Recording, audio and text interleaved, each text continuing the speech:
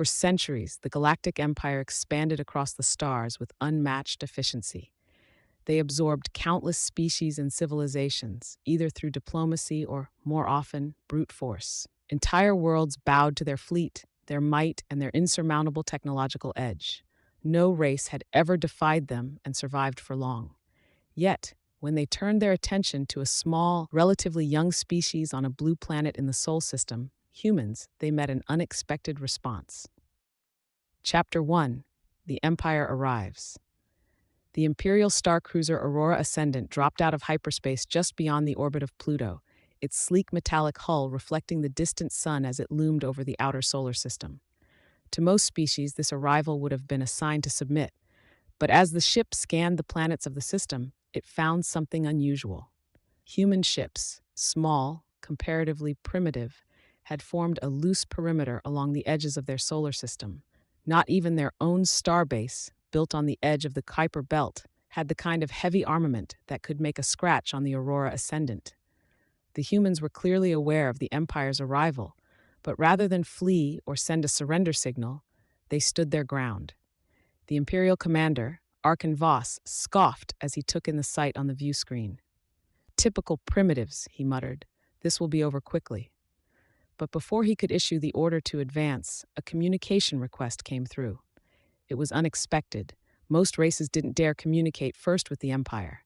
Curious, Commander Voss allowed it. The screen shifted, and the image of a human appeared, dressed in a simple military uniform, no medals or insignia. He looked calm, collected, as if he were addressing a fellow human and not the commander of a galactic superpower.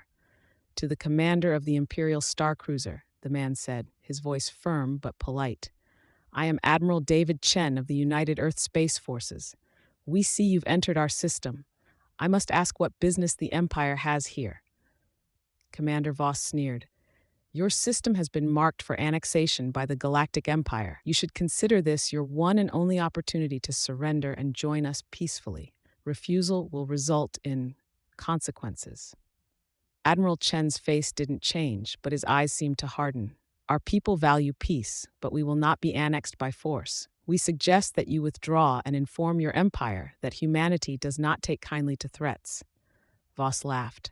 The audacity of these humans amused him. They were mere insects, yet here they were, issuing warnings. "You should be grateful we've given you this chance," Voss said dismissively. "Our fleet numbers in the thousands. Our weapons are beyond anything you could imagine. Surrender now, and you might retain some semblance of your identity under our rule." Admiral Chen's face remained calm. "And yet," he said, "despite your thousands of ships, none of you have ever faced humanity in battle. It seems to me that your empire knows how to conquer the weak, but I don't think you know what it means to fight those who have nothing to lose." Commander Voss's amusement faded. "You will learn, Admiral Chen, that defiance comes at a high price." Chen's expression softened, almost pitying. "You've been warned. Humans may seem small, but we're far from helpless. And if you push us, you'll come to regret it." The screen went dark. Chapter 2: The First Battle. With a flick of his hand, Commander Voss ordered his fleet to advance. The human defense line, though barely a dozen ships strong, formed a blockade, holding position despite the overwhelming force approaching them. The Aurora Ascendant fired the first salvo, a beam of concentrated plasma energy that should have cut through a human ship instantly. But, to Voss's surprise, the targeted ship deployed a strange shield, absorbing the energy in a haze of shimmering particles.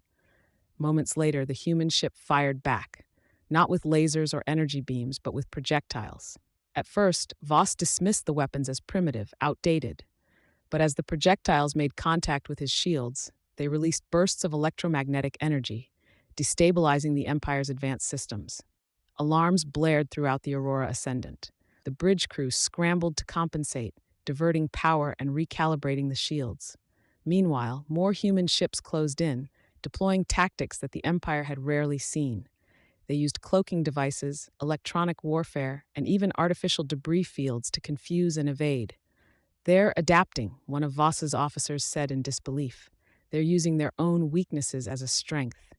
The Empire was used to overwhelming its opponents with brute force.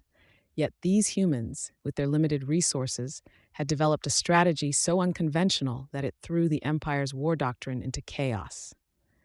The first battle ended with the Aurora Ascendant retreating, damaged and with casualties, a humiliation Voss could hardly comprehend.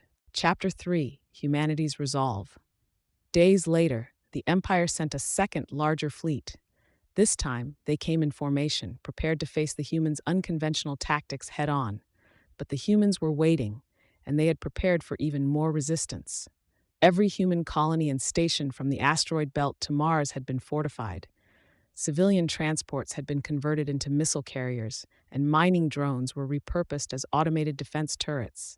Even Earth's planetary defense grid, largely dismissed as ornamental by the Empire, had been fully activated, creating a near impenetrable barrier around their homeworld.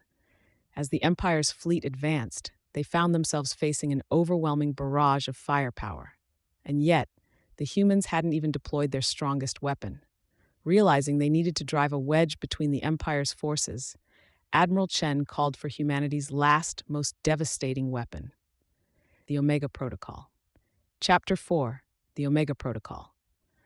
The Omega Protocol was an EMP-based weapon, a last resort measure designed to neutralize anything with a digital system.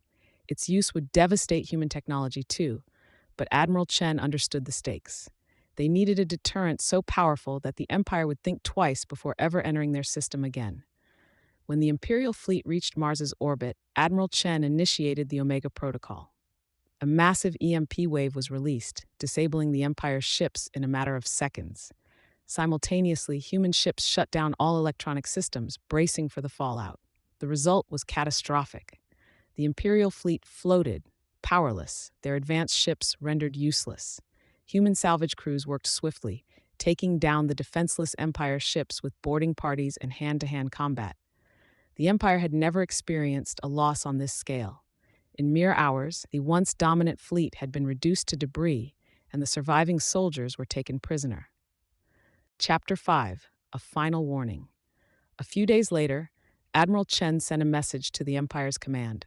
To the leaders of the Galactic Empire: humanity values peace, but we do not bow to threats. Let this be a lesson. Earth may be small, but our resolve is stronger than you could imagine. We may lack your technology, your fleet numbers, and your resources, but we will never surrender our freedom. If you choose to test us again, you will face not just our weapons, but the resilience and spirit that define us. The Empire, humiliated and shocked by their defeat, had no choice but to retreat. Their powerful fleets avoided Earth, their commanders wary of a species that could fight back with such ruthless tenacity. From that day forward, humanity became a legend, a small but fierce force that had repelled a galactic superpower. The Empire's leaders quietly removed Earth from their expansion plans, knowing that some worlds were simply not worth the risk. The humans had warned them, after all, and the Empire had learned that when humans gave a warning, they meant every word.